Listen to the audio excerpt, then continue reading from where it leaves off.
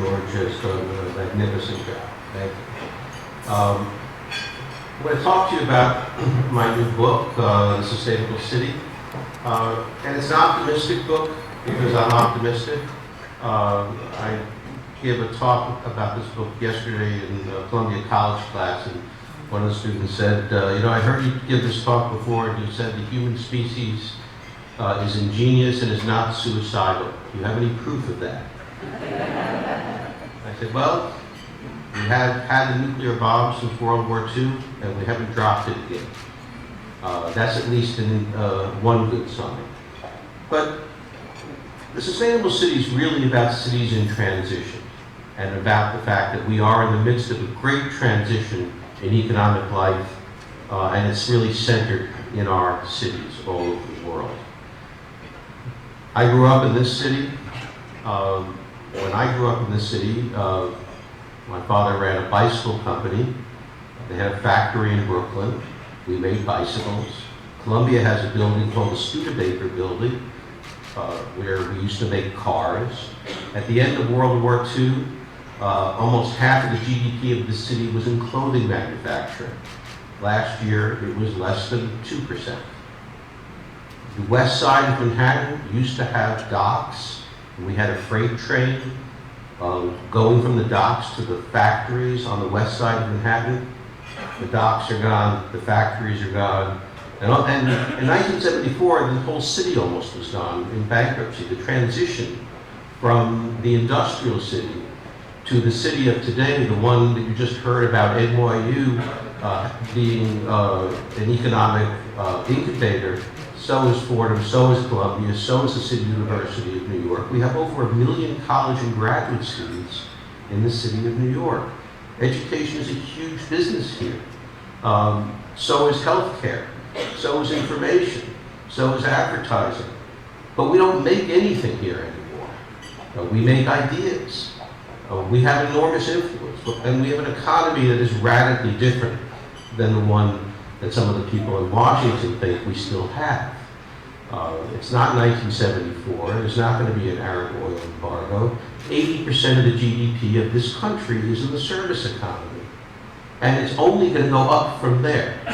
So what's making this happen is technological change, containerized shipping, GPS, information that costs almost nothing, cellular communication, global supply chains. It means that place means something different than it used to. There was a time when if you wanted to make a car, you had to have all the stuff to make the car nearby. Today, you buy a Honda made in Kentucky with parts made from 70 different countries. What that means is that the meaning of our economy and the place it takes place in will be different. And I think we need to understand that cities are involved in this constant transition. And so my book really assumes that. And let's see if I can. Okay. So what is a sustainable city is what I'm going to talk about. I think the sustainable city is built on a series of urban systems, and I'll describe what those systems are very briefly. And that supports something called the sustainable lifestyle, which we are again in the midst of a transition from a lifestyle that never paid attention to wellness and anything but simply getting food, clothing, and shelter, to a different kind of lifestyle. Millennials are more interested in experiencing the world than necessarily owning it. And it's a different lifestyle. I mean, sometimes talk about my grandfather was a baker. He immigrated from Russia, and to my grandfather, work was about two things: money and bread. Literally, he carried bread home. He was a baker. The idea that work, to me, is about self-actualization blew his mind. He thought I was ridiculous. The only reason to go to work was to make more money. Now, okay, if you weren't a baker, you didn't have to bring home bread, but at least bring home enough money to buy it. When I took a job at Columbia, leaving a consulting job in Washington and took a 50% pay cut, he thought I had lost my mind. This is a difference in how people think about the world today than they did when most of our GDP was involved in food, clothing, and shelter. Today, eliminating shelter from the equation, food and clothing is virtually negligible as an economic activity relative to the rest of our economic activity. So part of what we've seen is the evolution of a sustainable lifestyle. I teach management, so I'm really interested in how do you get organizations to bring into their routine decision-making these ideas of sustainability, and I'll talk a little bit about that. The role of public policy and politics in building sustainable cities. There's a great PBS show that was on a couple of nights ago on the Erie Canal. I don't know if you saw that. It's a wonderful show. It describes the public-private partnership that made New York City a commercial powerhouse. I mean, all things being equal, the great port of America should have been New Orleans. And they had that big river and all that. But we built our own river.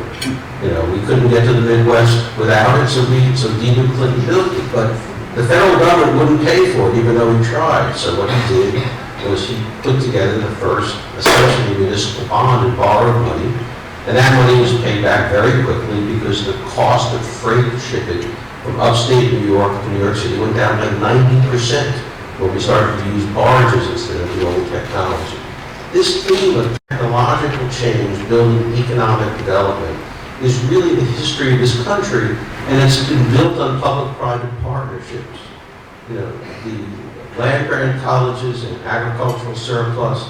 I mean, the negative side of this, of course, was slavery. But the surplus that was created in the northern part of the country was largely because of the advances in agricultural technology. So we need a public-private partnership to get to the sustainable city. This idea that only the private sector makes money and does good and all the competent people go there and only idiots like me pay attention to the government and work in the government is simply untrue. You have to have a mixed economy, you have to have this partnership. Because there are some things that the market simply won't do. And there are some things that the private sector must do. So that's really the theme of my book. I define a sustainable city, so let me define it for you. It's a city that uses resources as efficiently as possible, uses renewable resources as much as possible, recycles as much as possible, and has the least possible impact on the environment. And the old idea of environmentalism is that we have to live with nature, become one with nature, be like Pete Seeley, live on 100 acres in the Hudson and be self-sufficient. But here's the problem. There's too many people and there's not enough nature. So that's not going to work. We have to live together and we have to develop the technology that allows us to live the really good life that we want to live without destroying the planet. And we can do it. We've been doing it, and we've been doing it on a pretty regular basis in this country since the EPA was created. So if you look at the growth of GDP and the growth of pollution from the 20s into the end of the 1970s, they're both going up about the same rate. Sometimes GDP goes up a little fast. But absolute pollutant loads are continuing to grow. EPA was created in 1970. The regulations took about a decade to come into effect with water, air, and solid waste and toxics. And you see an absolute decrease in air, water, and toxic pollution since 1980, and it's been continuing ever since, and the GDP has been growing at the same time. Now, some people say, well, you export all your dirty industry to Mexico and the developing world, but actually that's not what happened. The main source of those forms of pollution are population through sewage. Air is mainly motor vehicles and power plants, and we have a lot more of all of that today than we had in 1980. What we did is we used our brains, we applied technology to reducing pollution.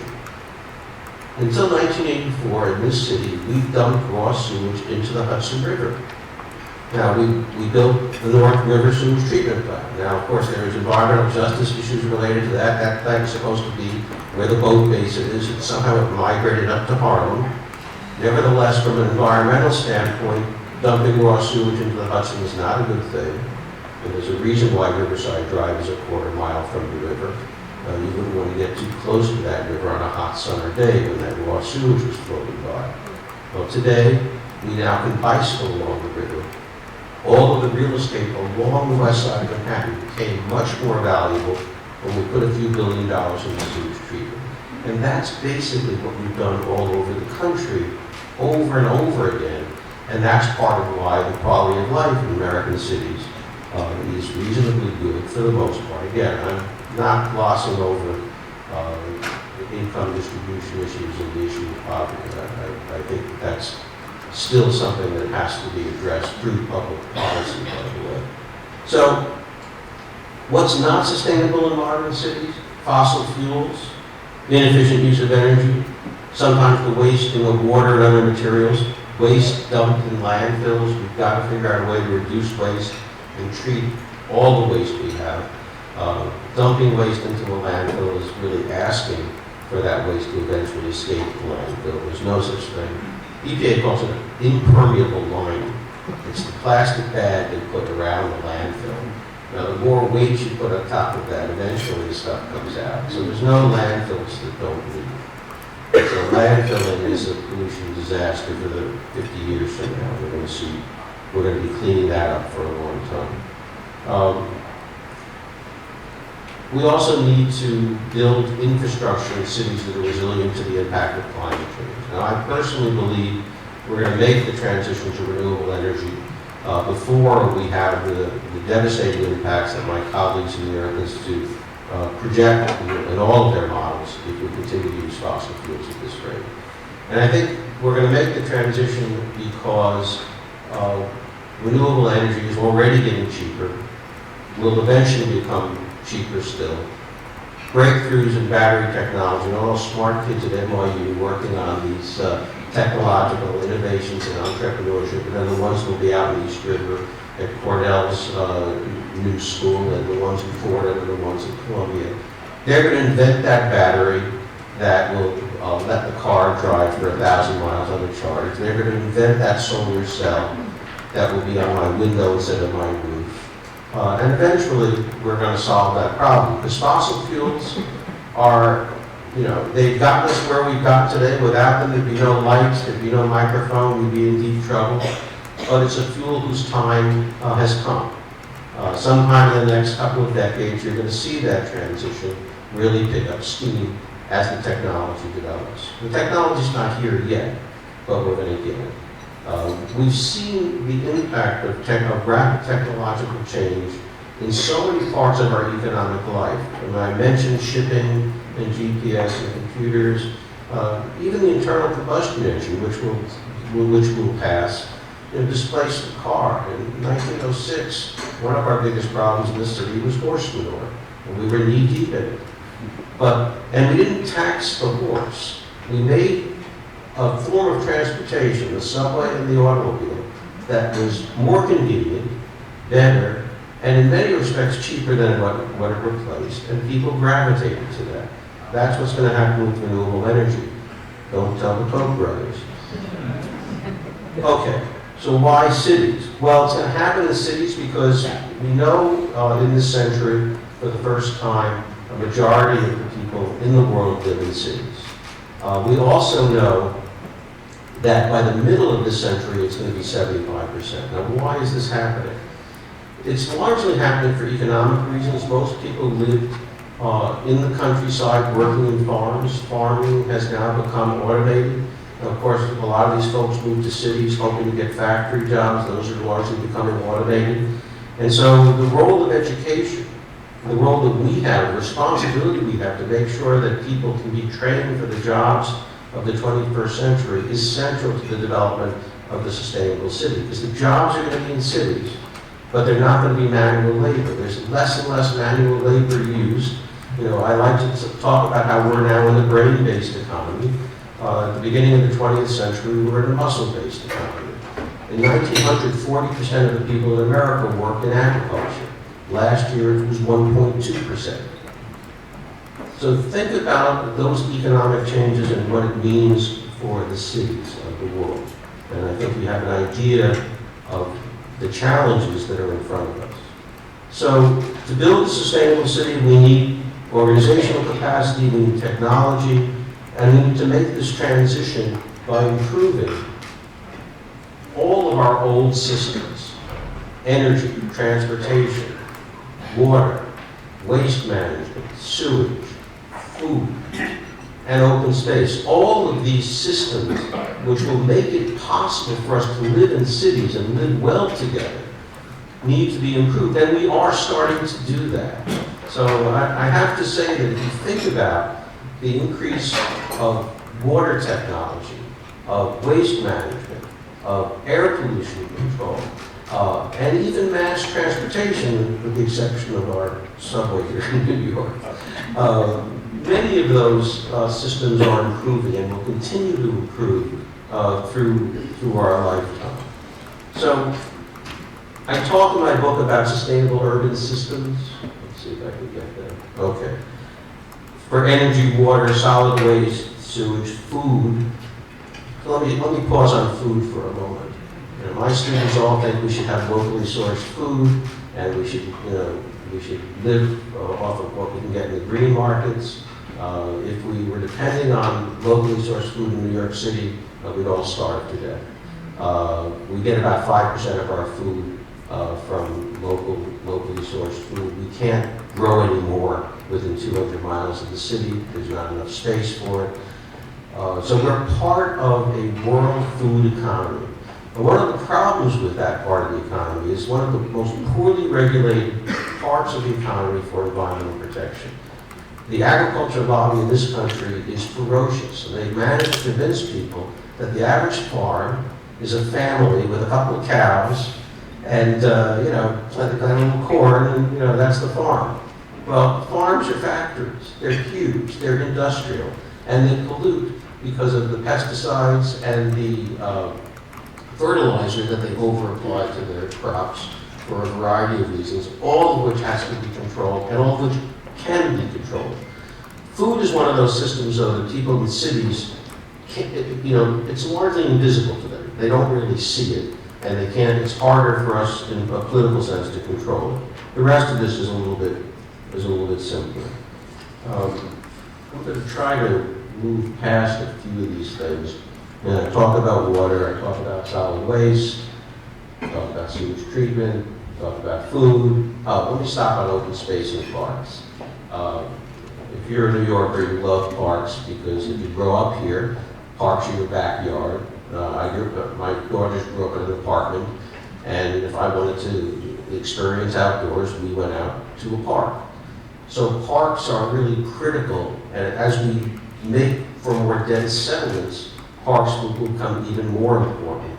And so what we're starting to see is the repurposing of industrial spaces, like the High Line, but the Canal Park in Washington, D.C. is another example. We see parks all over the world where we're taking old industrial sites that were abandoned and turning them into public recreational spaces. We're going to need to do more of that.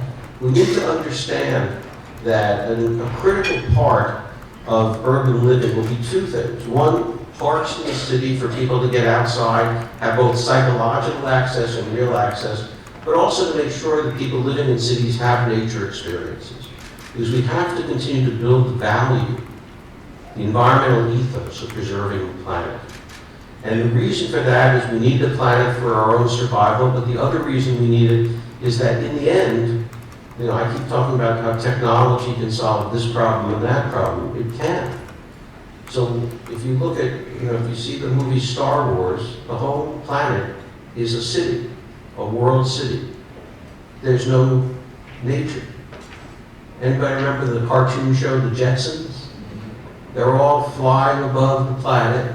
There's no trees. The dog's on a treadmill. It's all very funny. Everybody's flying around in these little cars. It's a completely technological world. It's a terrifying prospect. The people that did the cartoon actually thought that's what they were saying. Nobody got the joke.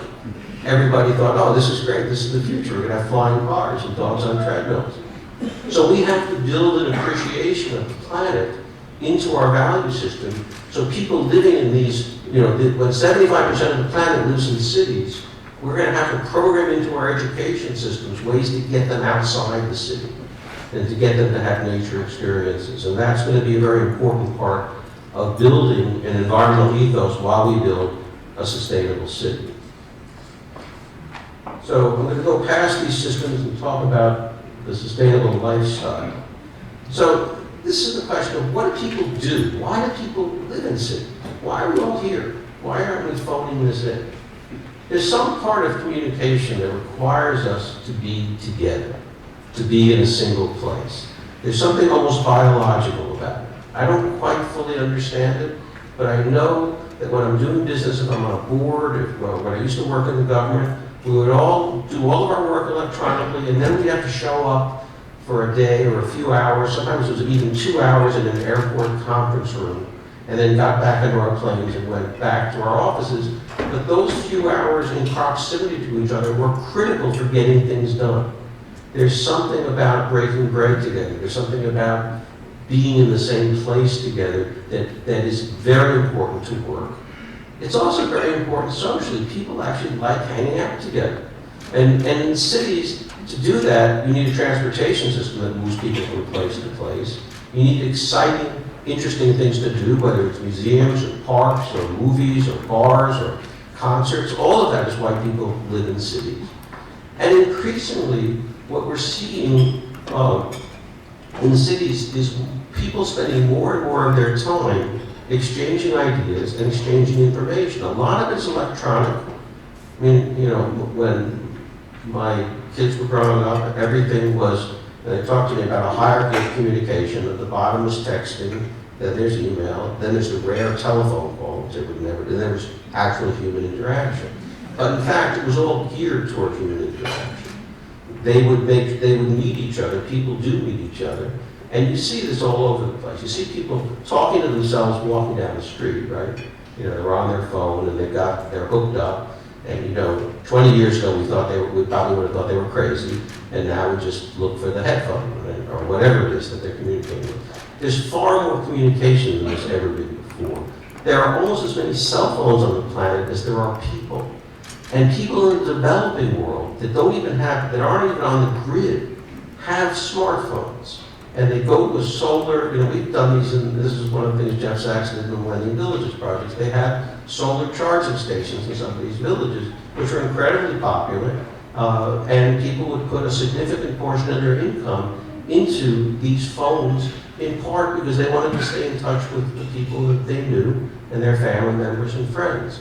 So part of the sustainable lifestyle is, in fact, a little bit less on, you know, going to the mall and bringing home bags and bags of stuff, and more on interaction with each other.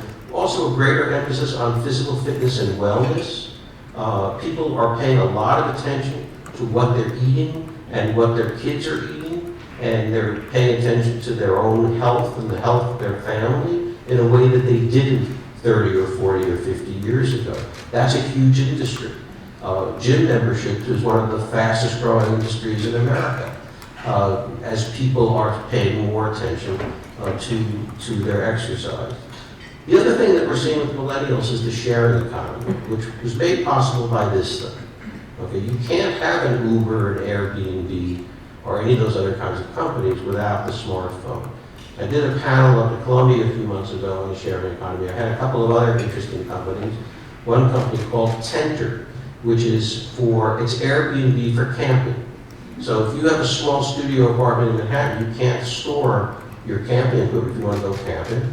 They provide it for you. In fact, if you don't have the skills to set them up, they'll set them up for you somewhere. You can go camping. That's Tenter. Some of you have heard of a company called Rent the Runway. Rent the Runway rents dress clothes to women, and now professional clothes. So instead of buying them, you rent them and you return them. One of my graduates is the head of sustainability for them. She says that we're the biggest dry cleaning company in the Northeast. You know, so you're going to see more examples of this. We certainly see this with declining automobile ownerships with people under 25. So something is happening in the world. There's some change going on in how people are living and how they're thinking. And that is making resource consumption and GDP different than it used to be. In other words, I'm not saying we don't have the Kardashians and we don't have people like that who are flashy and want to show off their wealth, and that's what's most important to them. But if you look at activity going on around the world and what young people are doing, we're starting to see a change. Even information itself is becoming less resource consumptive than it once was. Now, some of these things, I'm nostalgic for books, but Columbia, and we emptied out our library. All of our books are stored in New Jersey. We keep them with Princeton, a huge warehouse in the middle of the state. And we turned our main libraries into cafes and meeting spaces because real estate in Manhattan is too valuable to store books. These kinds of changes in how people get information. You probably remember the company Blockbuster. You used to go and get your physical video cassette or your disc. That was very resource consumptive. That stuff had to be shipped and packaged and delivered. Now, those people don't have jobs anymore, but now if you want to watch a movie, you push a button and electrons move. And so the only resource you're consuming is energy. And if that energy becomes renewable, there we go. So we have to figure out a way to build this kind of lifestyle, which is more socially interactive. For him, I'll say it'll be more spiritual. It'll be more engaged with human activity, less involved in resource consumption for its own sake. And you see this with millennials who think of resources and of purchasing as a means rather than an end. Unlike those of us who grew up in the 1950s and 60s, I had a car. I did want to show it off to my friends. This was important to me. Neither of my kids knows how to drive, and neither of them cares about owning a car. But they do want to get from place to place. And I think that that's part of how they think about the world. Now, how do we get from here to there? We have to turn our organizations into sustainable organizations. So I teach management. I teach a course called Sustainability Management. So in management, you teach finance, human resources, strategy, marketing, those kinds of topics. What we leave out is what I call the physical dimensions of sustainability, which is energy efficiency, energy use, water, materials, waste management, environmental impact, and liability. These kinds of factors are becoming more and more important to more and more organizations. This is becoming a routine of how people are thinking about the world. I write this blog every week, and in writing it last week, a couple weeks ago I wrote about plastics, and I heard from McDonald's telling me about what they've been doing to reduce their packaging and their production of waste over the last 25 years. They created a partnership with EDF 25 years ago to work on waste reduction. McDonald's has hundreds of people in their corporate offices working on reducing their environmental impact. We're starting to see that in organizations all over the world, and young people, when they go to work in an organization, are asking, well, what are you doing about these factors? Why aren't you paying attention to it? What are you doing to my planet? We talk about these impacts. I'm 64 years old, so I know, a lot of the really bad stuff I'll be gone for. But my kids and my grandkids, they're going to experience it. And young people know it, and they're paying attention to it. Now, this is one of the things that I think is really important, that we have to create trained managers who think about sustainability. We also have to, on the engineering side, start to fully develop the field of industrial ecology. This is the field where it reminds me of my grandmother's chicken. My grandmother made a chicken and never threw out anything. Every piece of the chicken was used for something, okay? Modern industrial plants waste lots of stuff. And some of it comes out in the form of effluent, some of it comes out in the form of air emissions, some of it comes out in the form of solid waste. This field is saying to the people running factories, a design parameter is to use everything. That's the field of industrial ecology. If you think it doesn't work, you should go and see some of these places. And we've seen this with energy, by the way. You know, air conditioners 20 years ago used a lot more energy than they use today. Same thing with refrigerators, same thing with light bulbs. How did that change? Well, part of it was EPA and the Energy Star program, and part of it was engineers were given a design parameter. Make the same thing, reduce the amount of energy used. And guess what? They did it. And they continue to do it. Apple did it with the toxics inside their laptops. You know, they had to have a whole green program because suddenly young people were saying, wait a minute, you're selling me this wonderful computer that I love, it's beautiful, but it's filled with poison? So suddenly, Apple designers were given the design parameter of reducing the environmental impact of what they were making. So the sustainable city is going to be built on these kinds of management constraints and management parameters, engineering parameters, public-private partnerships, all of which is to say that we're going to pay attention to what we're doing to the planet. It's a kind of mindfulness. And I believe that we're seeing more and more of it, and we're going to see more and more of it in the future. It's not to say we don't have mismanagement, because we do see it. Back in the 50s and 60s and 70s, you ran a factory, and you had, you know, sometimes you'd have what was called breakage, the management expression. In order to make an omelet, you got to break a few eggs. Okay, this was considered routine. So a little, you know, so Hooker Chemical dumped their barrels in the Love Canal. You know, what the hell? It's somebody else's problem. It's not ours. Okay, the planet's so big it can absorb anything. The solution to pollution is dilution. I actually heard an environmental engineer say that to me once at the beginning of my career. We've seen environmental disasters, and they have tremendous teaching power. And what they're doing is helping to build local level support for environmental protection, which also leads to the sustainable city. If you think I'm wrong, go to Flint, Michigan. Now, Flint, Michigan is a city of poor people and working people. Imagine if somebody did that to the New York City water supply system. You know, for political and for financial reasons, switch from a clean source to a dirty source. You wouldn't want to be around the people who made that decision around here. Okay, so the political, you know, when EPA was created in 1970, one of the things that we were worried about is that states would compete with each other for polluting industry. Now what we see almost 50 years later is NIMBY, not in my backyard. We see people ferociously resisting any kind of development, whether it's polluting or not.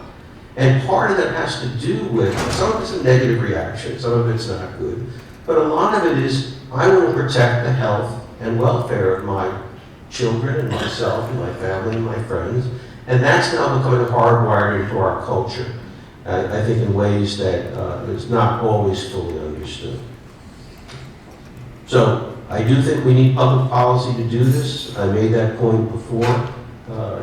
One of my favorite quotes is, LaGuardia's, there's no Democrat or Republican way to pick up the garbage. Environmental protection is really very nonpartisan. I know climate change isn't, but actually air pollution is.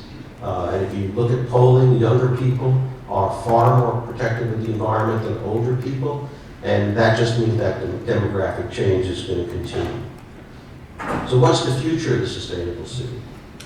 Well, we've seen the growth of technology. We've seen people living better in the world today than they've ever lived in human history, material. And that's also freed up the possibility of other kinds of physical and spiritual changes and social interaction and a more peaceful planet. One of my colleagues, Ruth DeFries, wrote a book called The Big Ratchet, which is about how we can continue to feed ourselves on the planet, even though Malthus predicted we'd be starving. Technology was the innovation. She also says that about 300 years ago, the poverty rate in the world was about 90%. Okay? Which means that most people went to bed at night not knowing the next day if they were going to have enough food to eat or drink, or water to drink. Today, that number is around 12%. And so technology has helped us make that transition. I think it will help us make the transition to the sustainable city. And so with that, I think it's time for some questions, George. No, 3 more minutes. Do you have? Oh, I have 3 more minutes. I thought you were signaling me to stop. I think that I always think about New York City and how the physical changes of this place, where I've lived for most of my life, and how different the city is today. You know, in 1963, 4, 5, 6, apartment buildings in New York earned garbage in the middle of the night and incinerated. On a hot summer day, there was a haze over the city, especially if we didn't get the westerly flow of air coming, that's gone. I've already talked about the water in the Hudson River. The East River is doing better also. Even Jamaica Bay is doing better. We know how to do this. And it's actually really important for cities, and I'll conclude with this point, which is that cities are in a global competition for people and for business. If I get off the plane and the air's orange, I'm not bringing my family to that city. And why do you think Beijing has moved so ferociously to try to clean up their air? Because the elite in China have to live there, whether you're in the media or government or business, you have to live there. And sort of, Beijing is conveniently a little bit like LA, all of the pollution kind of collects over it. And so it's resulted in a very aggressive policy of moving off of coal. This is because of the global economy. Now, we hear a lot of negatives about the global economy, and I worry a lot about how do you protect workers in the global economy, and I worry about some of the impact that we've seen on workers. But those are all problems that are solvable through public policy. What the global economy has allowed is for the highest level of production of basic necessities and luxuries that we've ever had. The world makes many more calories in agriculture than we could ever possibly consume. We just have to figure out how to get it to people who need it. We have to do a better job of that, and that is part of the job of mixing public policy with the economy. I think capitalism has a role. I think government has a role. The two have to work together, and they're going to work together in a physical space called the sustainable city. I think we're heading there. I think we've made progress, and I think we're going to continue to make progress because, as I said to my students, the human species is ingenious and not suicidal. So with that, I'd be happy to take questions.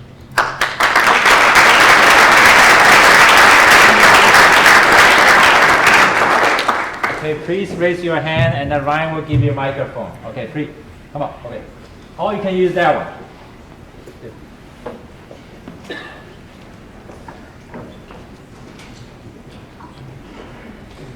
Great talk, Stephen. Shout out to Jeff Sachs for his work with the UN. I want to focus on Michael Bloomberg's idea of congestion pricing. When you go over to 3rd Avenue at 8 o'clock in the morning, it is bumper to bumper with cars, taxis, and polluting diesel delivery trucks. So why not reduce particulate matter, increase people's health by not having particulate matter, and bring back Michael's idea, get Columbia, NYU, and Fordham, and Michael Bloomberg to go to the powers that be and say, listen, this is unsustainable. Why not just impose a $3 fine, whatever you call it, fine, tax, whatever, and see how much traffic is eliminated. And if it's not eliminated, go to $4, and then $5, and then $6. And that will also mean that Department of Transportation buses will move much faster up and down the avenues, creating efficiencies otherwise known as return on investment, return on health, return on quality of life. So talk to Michael, he'll give you the money. Well, I agree with the idea of congestion pricing, and I agreed with it when Mike proposed it. I think when you have something as scarce as street space in Lower Manhattan, you really don't have much of a choice. I think it would be useful to take that money and invest it in mass transit. I think it's almost inevitable.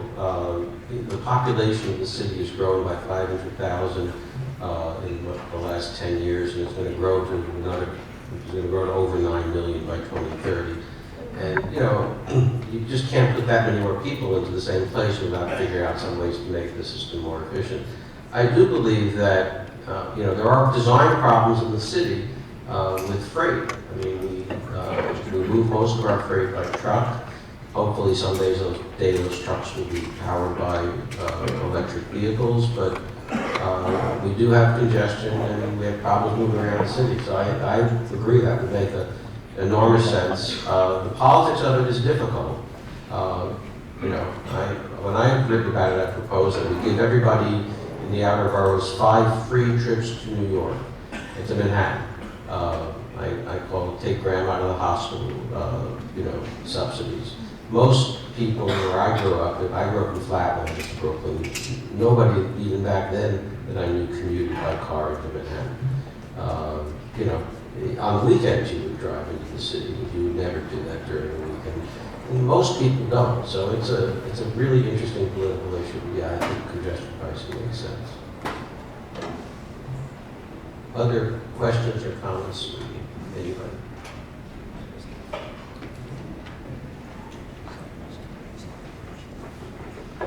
Hi, Elia Believe. I'm actually class of 2014 SUMA alum. And one of the things you pointed out was how there's not that much space in the city. But I walk down the street and almost every other door is an empty space.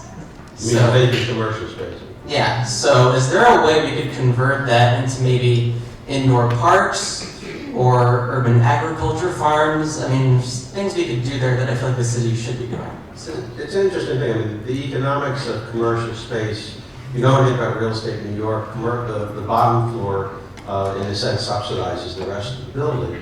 But if people are not going to buy as much stuff from stores, if it's going to come through e-commerce, and if they're buying less stuff to begin with and buying more things like information, those stores then need the economics of real estate, commercial real estate is changing. And I think rents for commercial real estate last year went down 20%.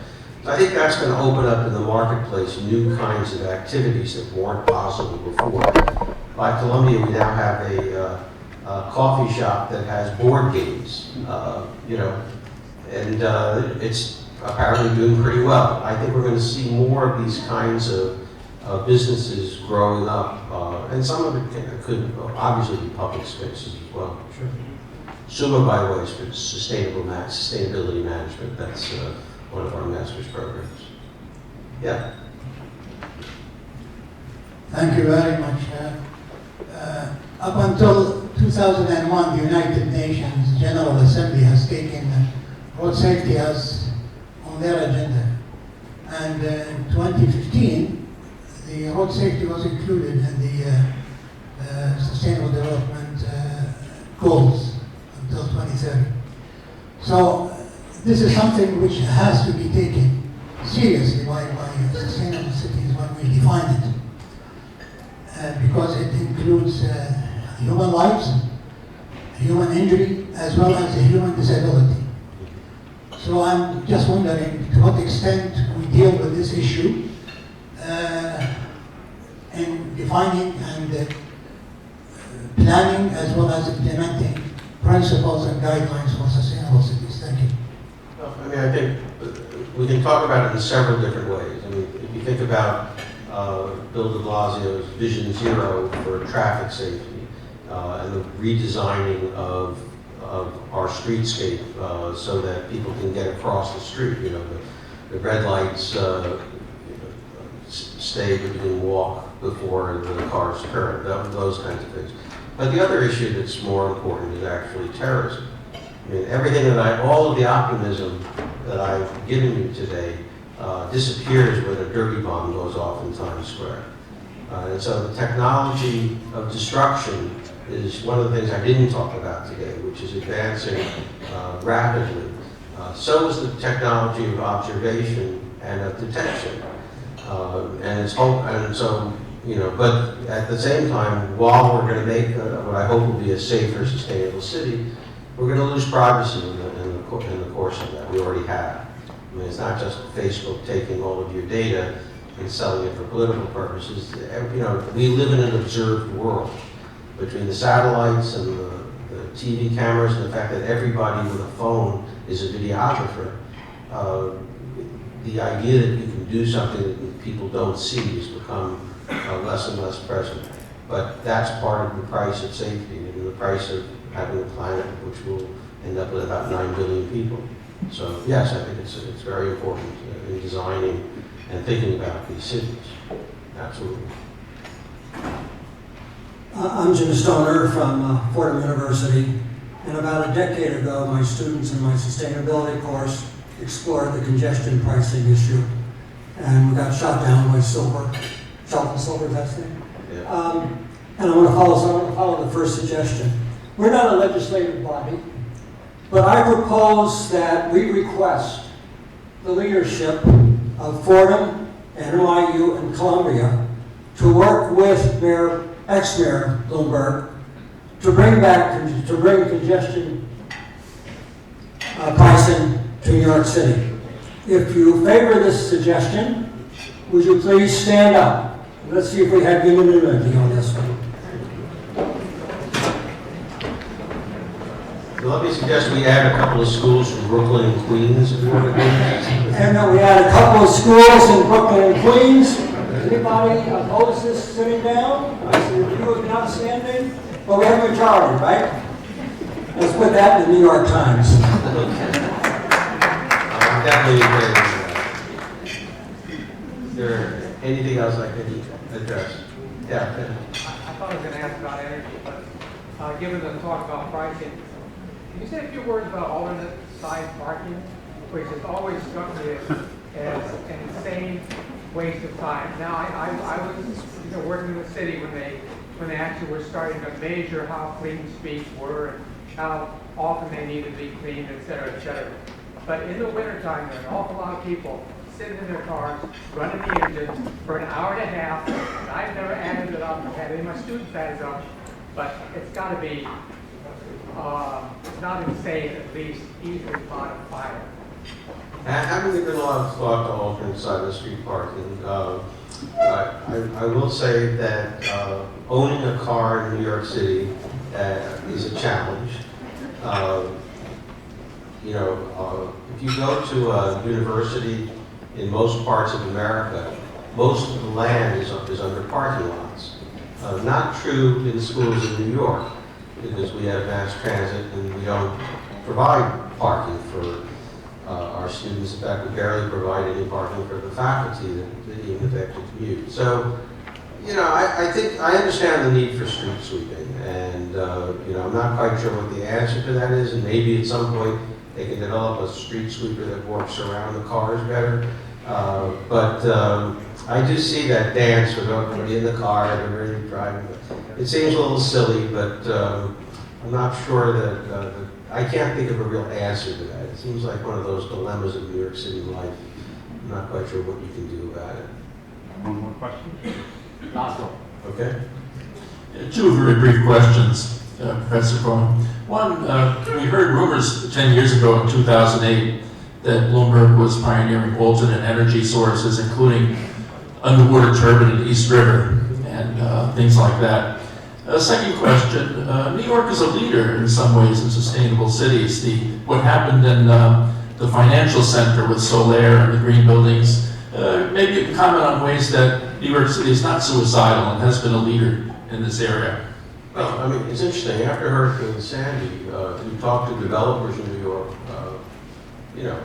Their utility rooms have moved out of the basements. They're on the second and third floor now. I mean, we're building buildings expecting them to be inundated at some point.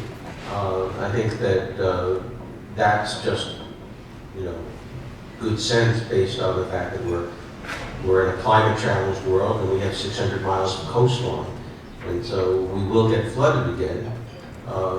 And we're doing a lot to try to build a more resilient city. There's billions of dollars going into waterproofing and shoring up the infrastructure in New York. I also think that one of the fundamental differences about this city and the rest of America is the fact that most of our use of energy and of use of energy and production of greenhouse gases is in buildings, not in transportation. It's almost the inverse of the rest of the country. We actually have in New York City the lowest per capita use of energy of any place in America. It is.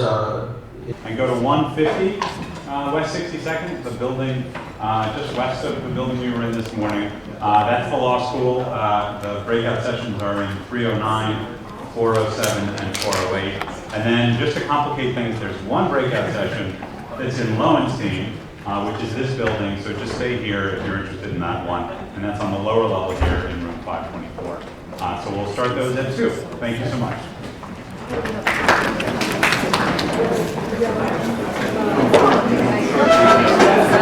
Yeah.